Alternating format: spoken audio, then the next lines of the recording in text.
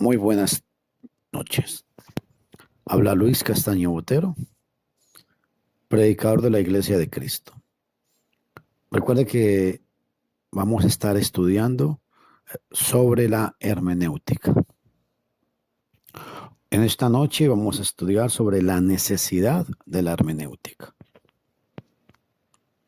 En la base de nuestras relaciones con el mundo, y especialmente con nuestros semejantes, hay siempre una acción más o menos consciente de interpretación. El uso que hacemos de las palabras para expresar nuestra observación de lo que nos rodea, nuestros sentimientos o nuestras expresiones, ya es un modo de interpretar esas realidades. Y la actividad mental por parte de quien nos escucha o lee, encaminada a determinar el significado de lo que decimos o también un proceso interpretativo. A menudo lo que se expresa mediante el lenguaje es tan simple, frecuente o conocido que la interpretación se lleva a cabo sin dificultad y sin que apenas nos percatemos de la misma. Esto es así especialmente cuando la persona que habla o la que oye vive en situaciones análogas, cuando su mundo cultural, social y lingüístico es el mismo. Una disertación sobre anatomía sería muy seguida y comprendida por un médico, y una conferencia sobre cuestiones ontológicas sería captada sin dificultad por un filósofo. Pero en la medida en que agrandan las distancias entre quien habla y quien escucha, se hace más patente la necesidad de aclarar conceptos y términos. O sea, de explicar, de ilustrar, en una palabra, de interpretar. Pensemos, por ejemplo, en las dificultades de un campesino para entender un discurso sobre el arte barroco, o de un minero que no tiene ni nociones de música para sacar provecho de una explicación relativa a la estructura de la sinfonía. Dificultades semejantes surgen cuando se lee un libro cuyo autor pertenece a un país, a una cultura, o a un tipo de sociedad o a un momento histórico lejano, o cuando las formas del lenguaje literario no coinciden con el lenguaje cotidiano. El trabajo hermenéutico es indispensable en el estudio de muchos textos. Los especialistas en literatura antigua han escrito volúmenes que podrían llenar una gran biblioteca con glosas, comentarios y notas aclaratorias de las obras legendarias del mundo de los clásicos griegos y romanos. También es copiosa la producción exegética relativa a los libros sagrados de los chinos, los egipcios o los persas. Y en todos los casos, la labor de los eruditos ha trozado ha trozado con grandes dificultades para descifrar, traducir o interpretar los textos que tenían ante sí. Son muchos los obstáculos que se presentan cuando se quiere interpretar atinadamente lo que fue escrito hace miles de años en el seno de un pueblo con ideas, presten atención, con ideas, costumbres y lenguajes muy diferentes de los nuestros. En algunos aspectos importantes, el mundo y los tiempos antiguos diferían notablemente de nuestro mundo y de nuestro tiempo. Y y como la conclusión salta a la vista, cuando más hayamos perdido la comunidad de horizontes, de representación, de lenguaje con ese legendario complejo mundo en el que se imbrincan y mezclan las concepciones más distantes. tanto mayor se vuelve la tensa interpretación entre los dos polos, entre los textos que han de ser interpretados por una parte y yo mismo, el intérprete, que pregunta y entiende por otra parte.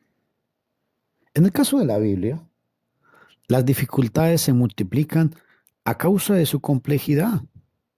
No es la obra de un hombre en un momento histórico determinado, sino un concepto de libros escritos a lo largo de de más de un milenio, cuajado de grandes cambios culturales, políticos, sociales y religiosos.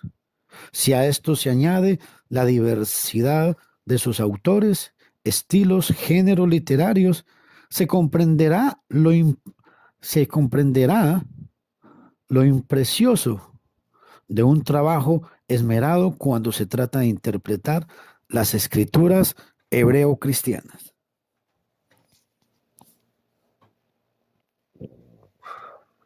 A veces la hermenéutica bíblica es mirada con recelo y hasta con menosprecio, tergiversando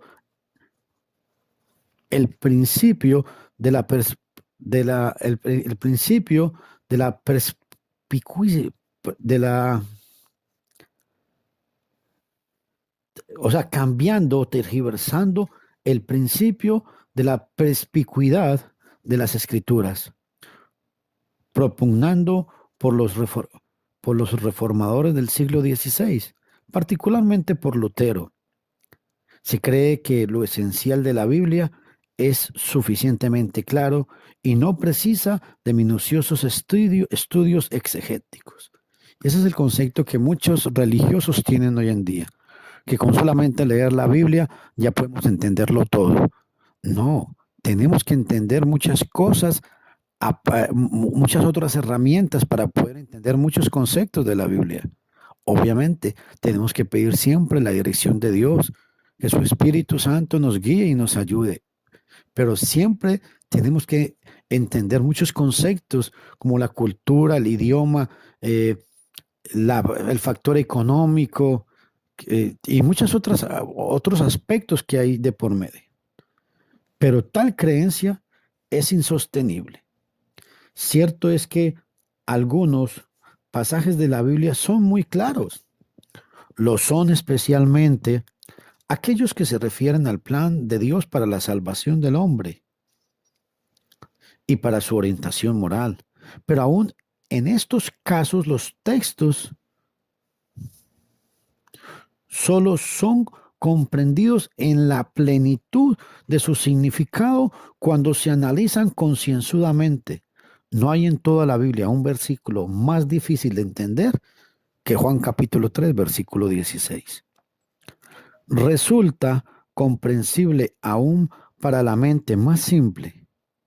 Sin embargo, lo incomparable de su riqueza espiritual solo se aprecia cumplidamente cuando se ahonda en los conceptos bíblicos expresados por términos como el amor, unigénito, creer, perdición y vida eterna. Si aún los textos claros deben ser objeto de cuidadoso análisis exegético, pregunto, ¿qué diremos de los oscuros, de los que presentan expresiones ambiguas, equívocas o en aparentes contradicciones con otros pasajes de las Escrituras? ¿Qué significado atribuiremos al lenguaje figurado, a los tipos y alegorías, a los salmos imprecatorios, a los enigmas proféticos, a las descripciones apocalípticas? Hay quienes opinan que la dirección del Espíritu Santo es suficiente para una recta interpretación. Y quiero detenerme un segundo aquí, porque es un concepto muy equivocado. La gente cree que el Espíritu Santo nos va a guiar por nuestras emociones o por lo que sentimos o por lo que creemos o porque yo tuve un sueño o fue que Dios me habló. No, De esa manera, el Espíritu Santo no interpreta la Biblia. El Espíritu Santo nos lleva a interpretar la palabra de Dios razonando, pensando, entendiendo, buscando siempre el entendimiento. Tómelos muy en cuenta, por favor. Por lo que no solo se pone en tela de juicio la autoridad de la hermenéutica, sino que se cuestiona su legitimidad por estimar que constituye un intento de sustituir con la acción del hombre lo que debe ser la obra de Dios. Pero esta opinión, pese a, a su aparente profundidad espiritual, carece igualmente de una base sólida.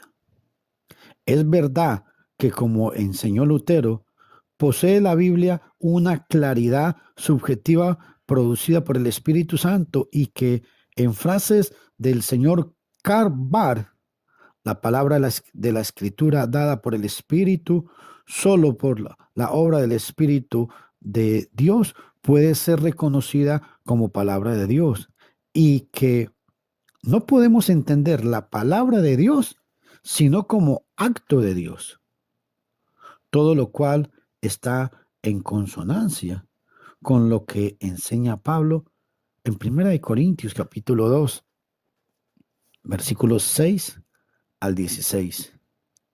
2 Corintios capítulo 3, 14 al 18. Son pasajes que quiero leer antes de continuar. 1 Corintios capítulo 2, del 6 al 16. Versión textual. Sin embargo, hablamos sabiduría entre los que han alcanzado madurez, pero una sabiduría no de este universo, ni de los gobernantes de este mundo, que van desapareciendo, sino que hablamos sabiduría de Dios en misterio, la escondida, la que Dios predestinó antes de los siglos para nuestra gloria, la cual ninguno de los gobernantes de este mundo conoció, porque si le hubieran conocido, nunca habrían crucificado al Señor de gloria. Antes bien, como está escrito, cosas que ojo no vio, ni oído oyó, ni han subido en corazón del hombre, son las que Dios ha preparado para los que le aman. Y Dios nos ha revelado por medio del Espíritu, porque el Espíritu todo lo escudriña, aún las profundidades de Dios. Pues, ¿quién de los hombres sabe lo íntimo del hombre, sino el Espíritu del hombre que está en él? Así también nadie ha conocido las cosas de Dios, sino el Espíritu de Dios. Y nosotros no hemos recibido el Espíritu del mundo, sino el Espíritu que proviene de Dios, para que seamos lo que Dios nos concedió gratuitamente. Lo cual también hablamos, no con palabras enseñadas por sabiduría humana, sino con las enseñadas por el Espíritu, adaptando lo espiritual a lo espiritual. Pero el hombre natural no acepta las cosas del Espíritu de Dios, porque para él son necedad, y no pueden entenderlas porque se han de discernir espiritualmente. En cambio, el espiritual juzga todas las cosas, pero él no es juzgado por nadie. Porque, ¿quién conoció la mente del Señor? ¿Y quién lo instruirá? Pero nosotros tenemos la mente de Cristo. Ahora, en 2 Corintios, capítulo 3, observen lo que el apóstol Pablo viene y le dice a los corintios. 2 Corintios, capítulo 3, del 14 al 18. Pero el entendido de ellos pero el entendimiento de ellos fue embotado, porque hasta el día de hoy sobre la lectura del viejo pacto permanece el mismo velo no descorrido, que en Cristo se desvanece. Y aún hasta el día de hoy, siempre que leen a Moisés, un velo está puesto sobre el corazón de ellos. Pero cuando alguno se convierte al Señor, el velo es quitado. Versículo 17. Porque el Señor es el Espíritu. y donde está el Espíritu del Señor hay libertad. Pero nosotros todos, con rostro descubierto, contemplamos como en un espejo la gloria del Señor. Vamos siendo transformados por el Espíritu, de gloria en gloria, en la imagen misma del Señor. Gloria a Dios por su palabra. Segunda de Corintios, capítulo 3, del 14 al 18.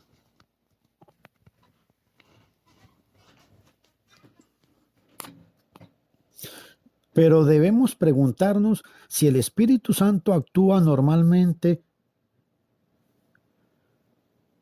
completa, independientemente de los procesos ordinarios del entendimiento humano, que esto es lo que mucha gente rechaza. La gente dice, es que yo siento, es que yo vi, es que a mí me dijeron, es que hay un testimonio. Bueno, pero el Espíritu Santo no actúa por testimonios de gente emocionalista. El Espíritu Santo no actúa por lo que le dijeron. El Espíritu Santo actúa por evidencias. Y quiero repetir, por favor, que el Espíritu, pero debemos preguntarnos si el Espíritu Santo actúa normalmente con completa independencia de los procesos ordinarios del entendimiento humano. O sea, nosotros tenemos que entender lo que hacemos en nuestra fe. En una operación casi mágica, que es lo que muchos grupos pretenden, que hay cosas que dicen que no entienden, entonces, pero que es como algo mágico, que es directamente de Dios. O si se lleva a cabo su acción incorporando a ella la facultad mental de los hombres. Pablo, que tan profundamente dependía del Espíritu de Dios, no renunció jamás al uso de su enorme capacidad teológica. Por el contrario, esta aparece en un ministerio, sobre todo en sus cartas, como uno de los medios más valiosos usados por el Espíritu Santo para realizar su obra iluminadora en la iglesia. Por otra parte, la historia de la iglesia y la experiencia diaria atestigua que una pretendida dependencia del Espíritu divorciada del estudio serio y diligente en la interpretación de las Escrituras es frecuentemente causa de extravagancia religiosa o de herejías. Y repito, la obra del Espíritu Santo es indispensable para la comprensión de la palabra de Dios. Eso no lo vamos a discutir. Pero no es, por lo general, una obra que nos ahorre la saludable tarea de la interpretación. Es guía, no atajo, para llevarnos al conocimiento de la verdad de Dios. Por tal razón, contar con el Espíritu contar con el Espíritu seriamente no excluye la necesidad del estudio encaminado a desentrañar lo más exhaustivo y fielmente y posible el significado de los textos sagrados.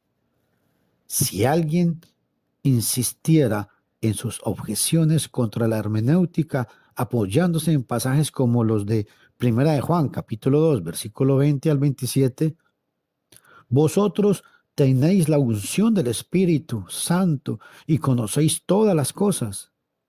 En estas palabras, muchos religiosos se apoyan, y repito, Primera de Juan, capítulo 2, versículo 20 y el versículo 27. Vosotros tenéis la unción del Espíritu Santo y conocéis todas las cosas. La unción que recibisteis de Él permanece en vosotros y no tenéis necesidad de que nadie os enseñe. Entonces agarran esto literalmente y le dicen que no hay necesidad de estudiar profundamente la Biblia. Evidenciando su ignorancia u olvido de otros pasajes en los que se pone de manifiesto que la clara comprensión de una enseñanza bíblica no siempre se obtenía de manera directa e inmediatamente. Y si no, porque hay pasajes como, como Efesios 3:4, dice Pablo, leyendo lo cual podéis entender, leyendo lo cual podéis entender. O 1 Corintios capítulo 4, versículo 6, para que aprendáis a no entender más de lo que está escrito. O 1 Pedro capítulo 4, versículo 11, que nos dice, si alguno habla, hable conforme a la palabra de Dios, a las palabras de Dios. Recordemos el ejemplo ya mencionado de la ley leída al pueblo y explicada por Esdras. Algunas de las parábolas referidas por Jesús no fueron suficientemente claras para los discípulos y el Señor mismo tuvo que interpretárselas. El eunuco etíope leía una porción del profeta Isaías, pero solo comprendió su sentido después de la explicación de Felipe.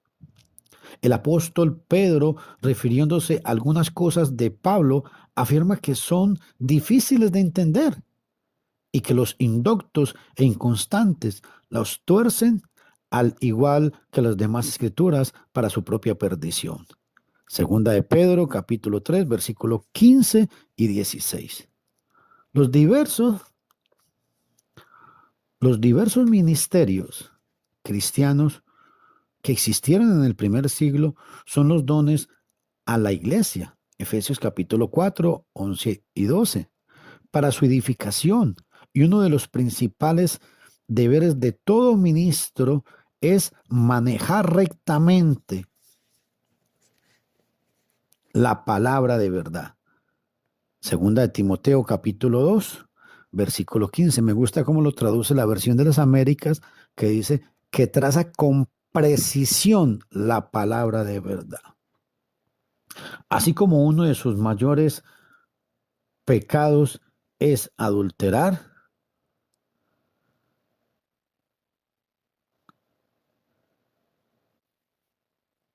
esas palabras, Segunda de Corintios, capítulo 2, versículo 17, de la fiel interpretación de la Escritura, la Iglesia ha derivado sus mayores beneficios.